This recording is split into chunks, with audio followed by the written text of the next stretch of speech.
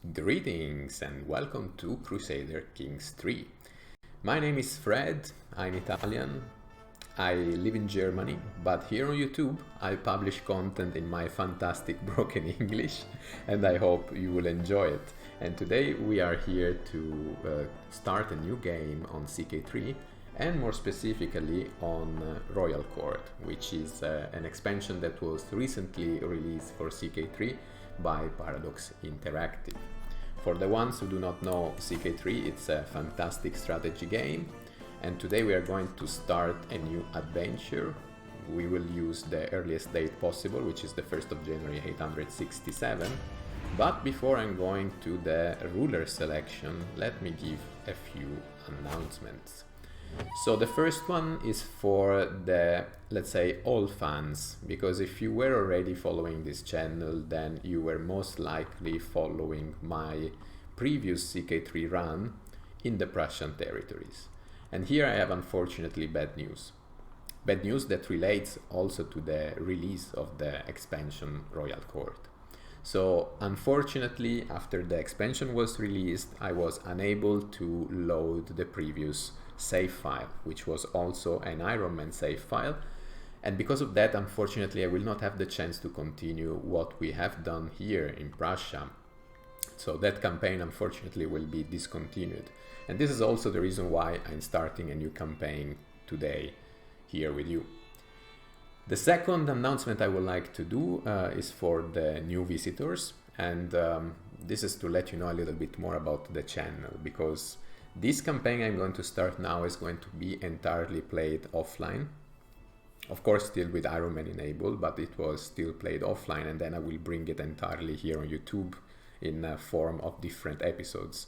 But it's also good to know that I play regularly CK3 also as a content for my live stream. So I do not only upload videos here on YouTube, I do also do live streams. And so independently if you enjoy offline content or live streams, I still will assume that you are on the right channel, that this is a very good match for you if you like this kind of contents, and then I will invite you to then subscribe to the channel and help us growing, because the channel is still relatively small, and of course your support would be much appreciated. But I can grant you that if you like CK3 or similar games, here you will feel like home. So please subscribe to the channel if you want to support me. Now, after this introduction, and I promise I will no longer repeat myself at the beginning of the next videos, I will do it just today because it's the first episode of our new series. So from now on I will go straight to the point. But now let me tell you a little bit more about what we are going to do. And as you can see, I'm selecting Iceland because I would like to start our new adventure from this remote land. And if you're familiar with the history of Iceland, you do also know that basically what happened is that at some point the Kingdom of Norway have conquered Iceland, so they have expanded their territories here. But what I would like to do today is some kind of reverse history, let's call it like this. And what I would like to do is instead to select a ruler in Iceland and start a conquest from Iceland. So this time it will not be the Kingdom of Norway extending their domain to Iceland, it will rather be Iceland conquering Norway and then maybe expanding even farther. We will see it together. So this is what I would like to do, and of course I will then have to select a ruler from Iceland, but there are only two options available at the beginning of the game, because the island, as you can see, is currently split equally. There are a total of 4 counties, and there are 2 with one ruler and the other 2 with the other ruler. The problem here is that this ruler I'm currently selecting, he is of Catholic faith, and honestly I don't think it makes sense to pick her, because I would like instead to have a Norse ruler, a Norse Asatru ruler, because I think it will be also historically a little bit more accurate, considering that in the end the first settlement in Iceland were all Viking settlement. So let's go for our Norse Asatru ruler instead. I'm going to enable Ironman, as I have previously mentioned, and for the difficulty level I will leave normal. I think it's fine. For the ones who do not know, CK3 normal is the highest difficulty level, so cannot do anything else. And we can save our game. We have here Svavarsson, which is the name of our dynasty, and we can jump into the game straight away. And as I always do, I take the very first episode of any series to just introduce what is the current situation. So to take a closer look at the ruler, the family members, our domains, the army, the neighboring rulers, etc. So do not expect a lot of action in this very first episode. Maybe we will have the chance to already do something more concrete, but first of all, let's take a look at our ruler. So, Chieftain Gardar, I hope I pronounced correctly, I'm not really sure about that. Feel free to correct me in the comments if you come from some Scandinavian lands. But Chieftain Gardar of Austran is 41 years old, is doing fine. Of course, I don't like the fact that he's already this old, because it means that probably we will play with him for 10, maximum 20 years. And he's arbitrary, patient, generous, and indulgent wastrel, which is good because it gives a little boost in terms of stewardship. So taking a look at the stats, he has 12 of diplomacy, 4 of martial, 0 of stewardship. How is this even possible? There must be something that gives us a -2 of stewardship. No. I don't get it. If we have +2 of stewardship, how comes that then we have stewardship 0? Ah, because we are arbitrary, here it is. So arbitrary gives the malus. I didn't notice here there. Yes, so unfortunately the bonus is nullified by this other trait. So we have very poor, actually terrible stewardship. Then we have 10 of intrigue, 9 of learning, and 13 of prowess. Not the best, I will say, especially I don't like, of course, this 0 in stewardship, but I also don't like this 4 in martial, because one of the priorities, it will be definitely to expand our territories farther. So these two traits, unfortunately, are not very good. Also, I can see that we have 824 levies. It's not too much. We have 4 champions. And let's see what is our neighbors. What are our neighbors doing? They also have 884 and 4 champion. Okay, at least we are kind of equal. Then my ruler, back to my ruler, he's not married, so we will need to find a wife, and we will try probably to correct stewardship and martial with our wife. But we have an heir, and the heir is Uni Gardarsson Svavarsson, 16 years old, so he's a young man, he could already inherit, and is also doing fine. He's wrathful, and this is a virtue for our fate, very good. He's honest, just, brilliant strategist, very good, and reckless. Okay, we will have to find actually a wife for him too. We will take care of this as well. But before, let's take a look at the council. What do we have here? So our Godi, who is basically the priest or the seer, call it whatever you want, is having 12 of learning, but he has a very poor opinion of us. Let me take a look. Is there anyone who is doing better? Unfortunately not. So something we can immediately do is a little sway here. And then we can also make him our core physician, because we will need it. We need one, and at this point is the one with the highest learning, so he will also be our core physician. And hopefully we can increase the relationship very soon. Then Chancellor, my son, with 6. Is this really the best we can do? Honestly, we can place instead this Onundr. Let's do it. I think we will use my son as a marshal, but then we will have to be careful with that when we will declare wars. Steward, 13 of stewardship, this is good. marshal, unfortunately I will have to expose my son, because he has 16 of marshal. And for the spy master we can actually assign another of our courtier who is having 12. So let's do it.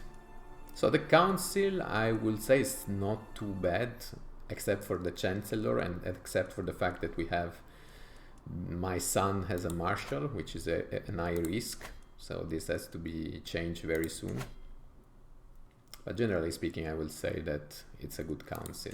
So if we take a look at our court, we have a few women, and probably we will try to marry them later on to attract additional champions, because at the moment we do not have many, and honestly I would not like to risk my son as a champion.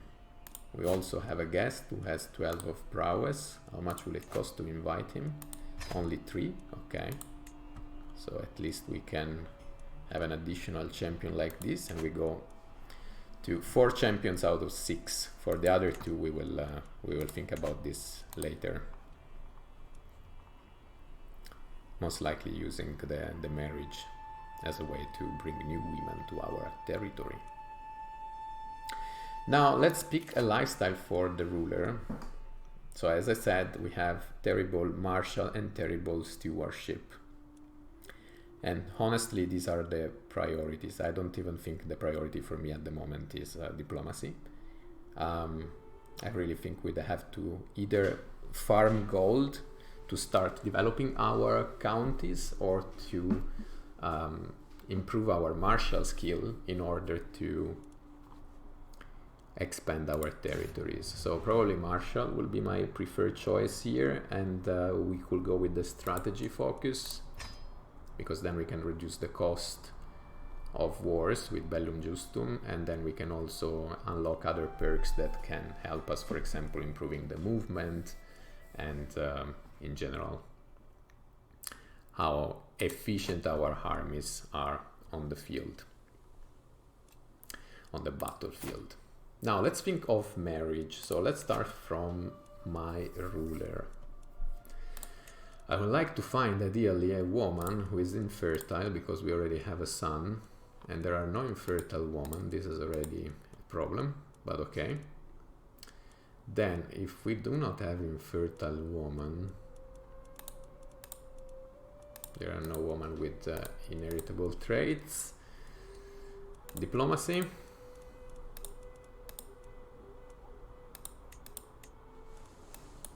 No, this is a territory that most likely we will raid, if not even invade, so not a good candidate. Same for the Iceland of Man.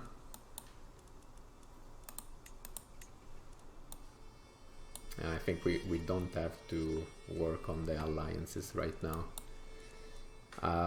We could instead marry for just stewardship.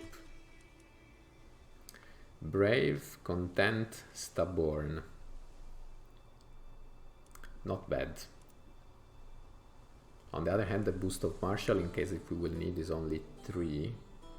So probably this 16 years old girl will be even a better option, because she can give us a bonus of, she has 13 of stewardship and then also 8 of martial in case if we will need. She's callous, gregarious and stubborn. And she's doing fine. For the moment, let's marry her. And for my heir, honestly, I will wait. First, because maybe we will need to play this card later on in the game. And second, because, I don't know, it might even be that I will choose a wife for the Uni, for the little Uni only once I will actually move to him as a ruler. I don't know, let's see. But for the moment I'm fine if he's not married. I'm not endorsed by the Godi, this is known. I have few champions, this is known. And he can marry, this is known as well.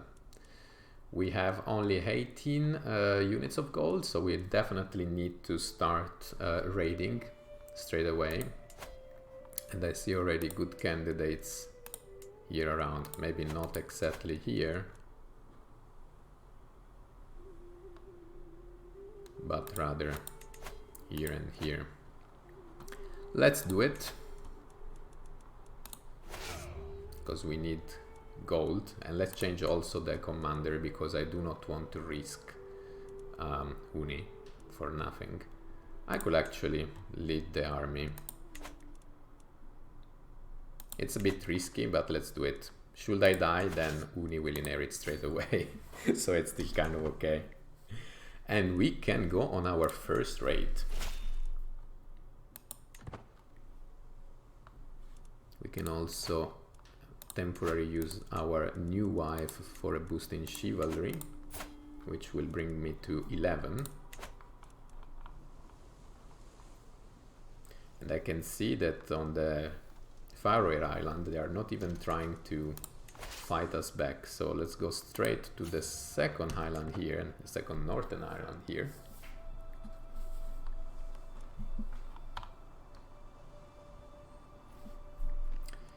This one, honestly, I will not touch them, because they have 5 champion and 800 men. Let's not expose ourselves for nothing. Oh, and this instead they want to fight, they want to battle. And I already lost the consular. And far from home. Okay, there is this wandering 17 years old woman with very high spy master skill.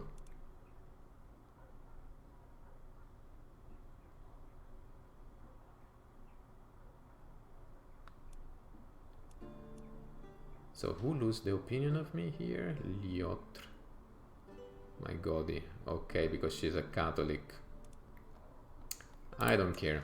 I want her loyalty. In any case, we are going to make a sway on the godie, so it's not a problem. And then we can also demand conversion. She will accept.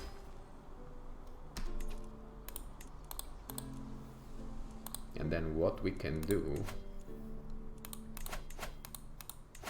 because she has very good skills as a spy master, so let's place her here. And then as a steward, we can place... good question. We need a steward. We need someone. Or else, let's do the following. We place here as a... No, I didn't want to do this. I want to place here him. Okay, and this like this. Good. So we only decrease of 1 at diplomacy here, but at least we have still a decent steward.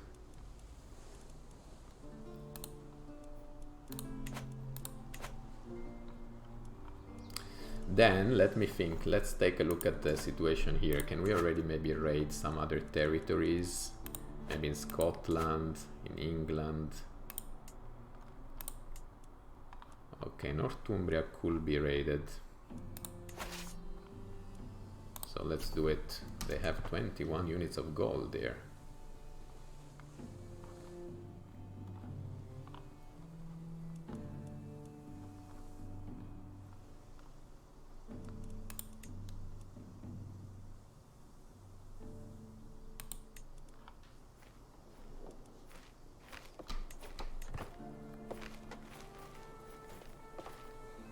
Well done.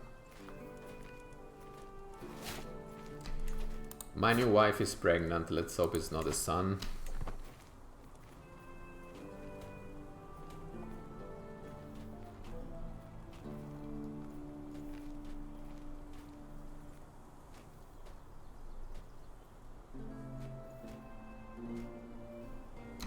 Very good. Then here it was raided. Here there is only 4, 6, 4, 17. Okay, let's go here. Let's raid these other 2 baronies and then we can go back home, I will say.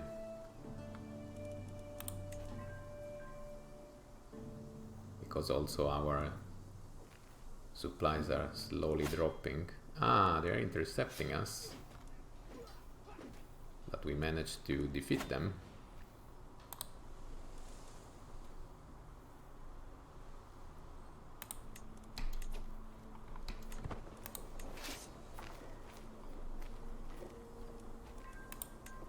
Prisoner taken in siege, very good. Then let's move also here. Maybe we can also raid here. There is only 9 units of gold, but we might take prisoners.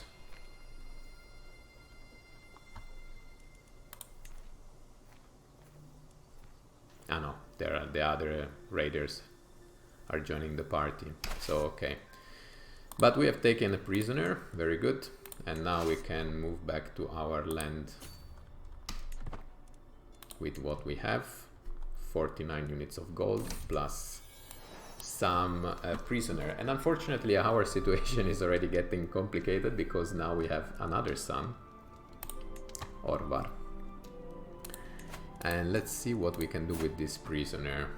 This guy has 7 of prowess. For this they could pay 10.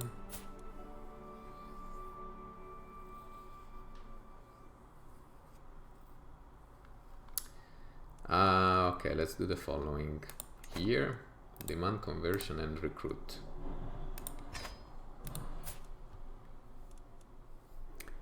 And here, demand conversion and recruit as well.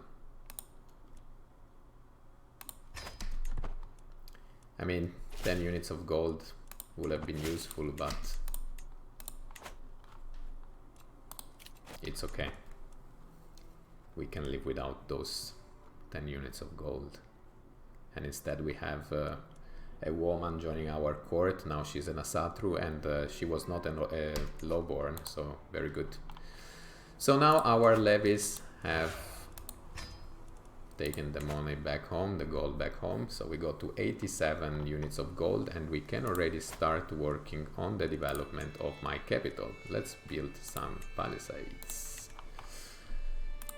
And now we should let some time pass to let our amount of soldiers go up again. So now we can move my wife from chivalry to manage domain. Yes, and let's focus on farming soldiers.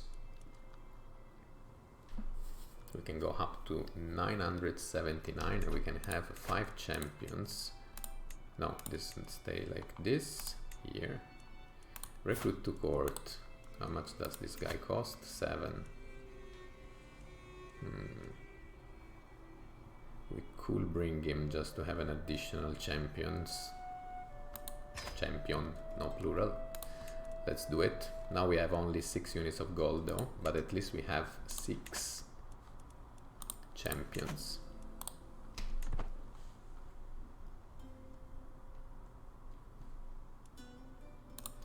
And in the meantime, let's take a look. So succession is already screwed because basically the little boy who was just born will also inherit one of the county.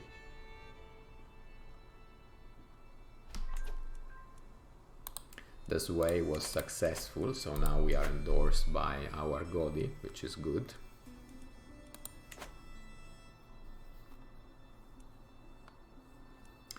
And let me think, let's take a look at this little boy. He has no specific traits, just 6 of prowess, but nothing else.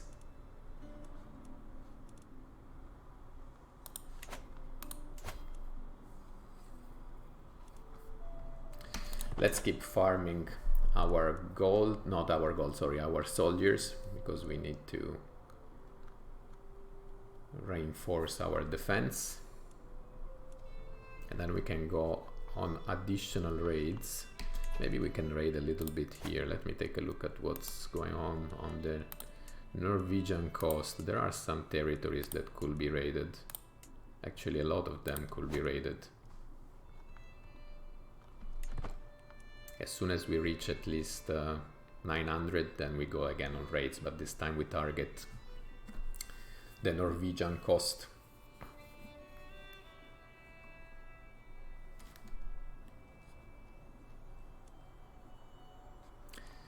Maybe we can speed up the process a little bit. Already 2 years passed from the beginning of the game. New notification, few champions. Why? 6.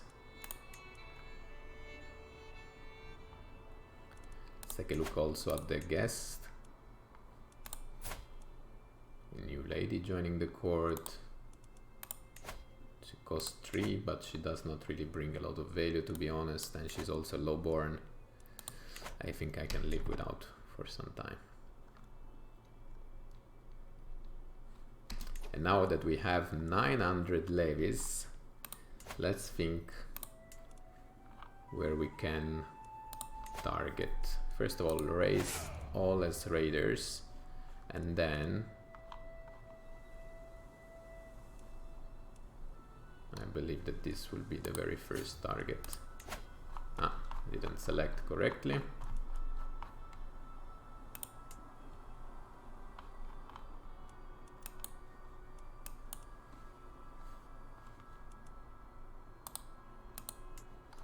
Don't know what's wrong with me today.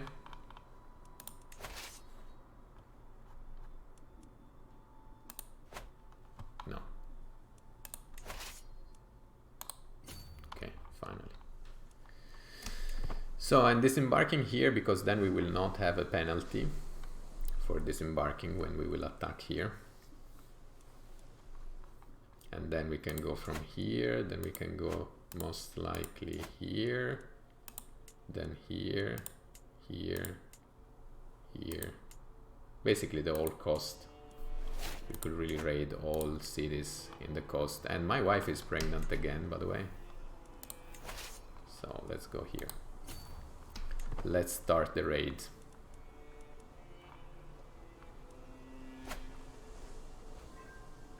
I think I could interrupt the sway on the Godi because there is no longer the point in doing it.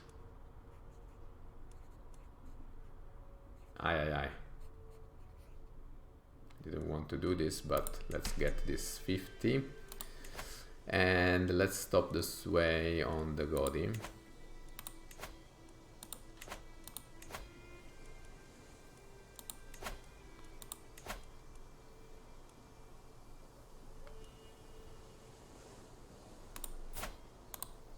Let's sway maybe the spy master.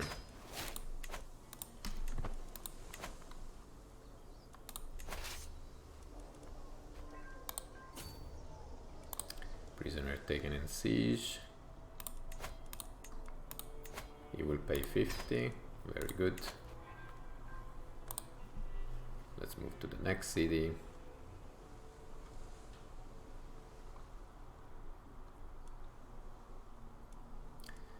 Our opponent are avoiding us. Very good. Prisoner taken in the siege. Other 50 units of gold.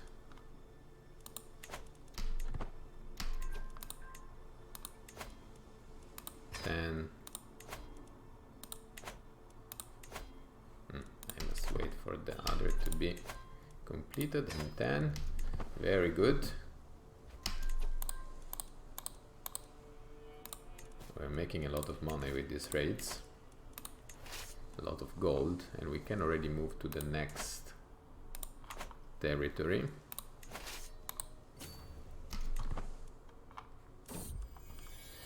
And there are 2 daughters, Ragnhild and Botild. Okay, let's pick easier name. Grima, okay, I like it. I changed them both. Ah no, only one. Grima and Freya. Let's go. We have 75 units of gold, so I think this will be probably the last raid we complete. And we have now the possibility to get a martial trait. So let's take a look. Further, it gives, okay, crosses rivers without that, okay. Military engineer. Ooh, this I like. River. This is also nice.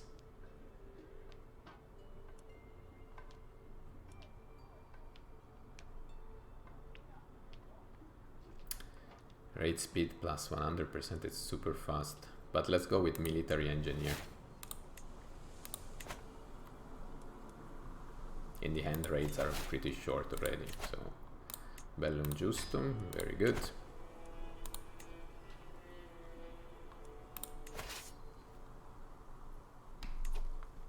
How comes that we have only 45 of 86? I thought we had more. What happened here? Okay, well, let's go then to the next one. Ah, because I was looking at the supplies. No, my mistake. This was already raided, but this not. This is already a bit dangerous to raid, by the way, because they might fight back.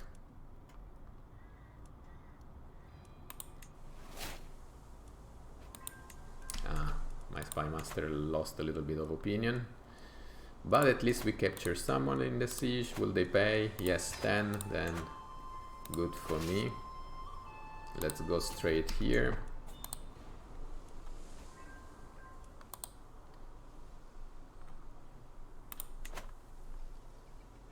And this will be probably the last one. Then I would like to go back to my territory. Ah, this want to defend themselves. Can we manage to complete the raid before that? Probably not. I think we will have to fight. Let's try to move away. Can we manage? No, they engage us. But we can make it. It's a tough battle, but still we win. Very good. And then we can live with all the 75 gold that we made during this last campaign on the Norwegian coast. Very good. Raid loot delivered, and we go up to almost 300 units of gold, which is very, very, very good. So at this point, I think that we can disband the army, because we will need to let our amount of soldier go up again. But we can also start working on the development of this other city. We can build palisades here as well. And I was also thinking, as now we have 2 little daughters, let's take a look at these daughters. Wow, they are deformed daughters. Okay, no, one is quick.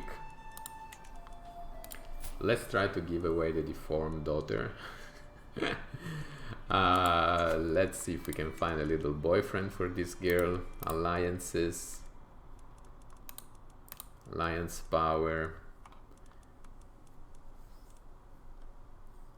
But ideally I would like to have a child. These are pretty distant.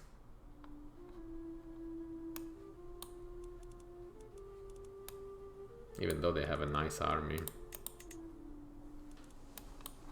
Alternatively, there is this territory here, which is also a nice army, and it could help us with the invasion of the Norwegian coast. Not bad.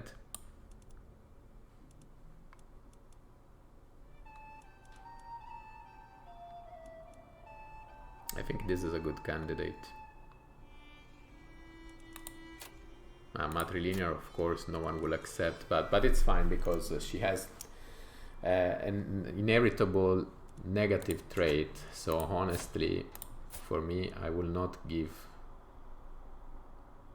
this trait to my bloodline. So let's give it to other people. It's fine. Marry, feel free to marry. And then we have an alliance, a strong one.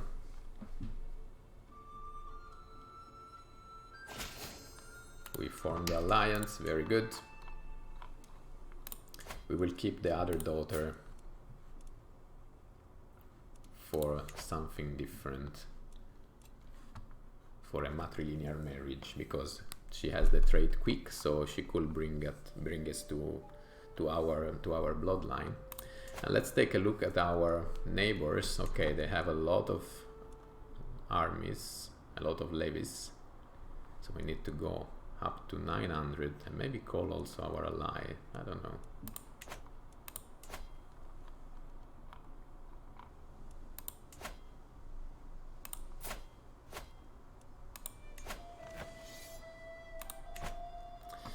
And we already were called to war, and I was not able to actually accept or decline the invitation.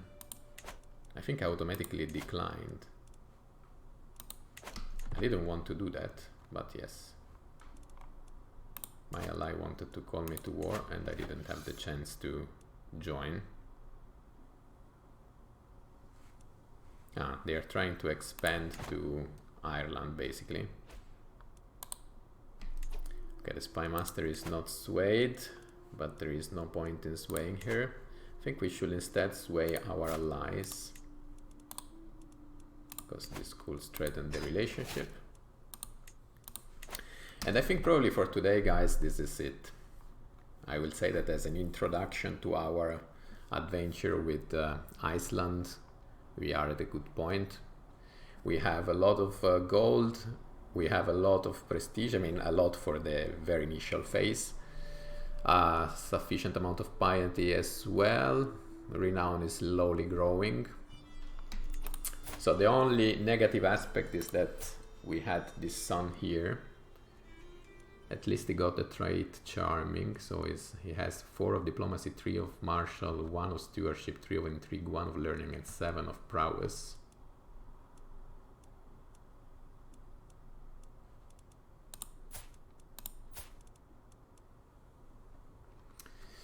And yes, I don't know what I will do with him, because I still think that Huni will be a better candidate to inherit the territories that we will have. So it's kind of risky. If we expand our territories, unfortunately, also the little boy will inherit. Maybe something I could consider.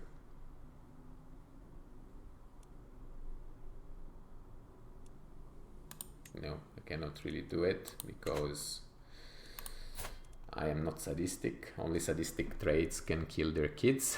So I will have to find another solution for that. But yes, guys, I will say that for our first episode of this new adventure, this is absolutely fine. So I hope you enjoyed it, and I hope you will continue following this new run on Crusader Kings 3. If this is the case, guys, see you in the next video. Cheers.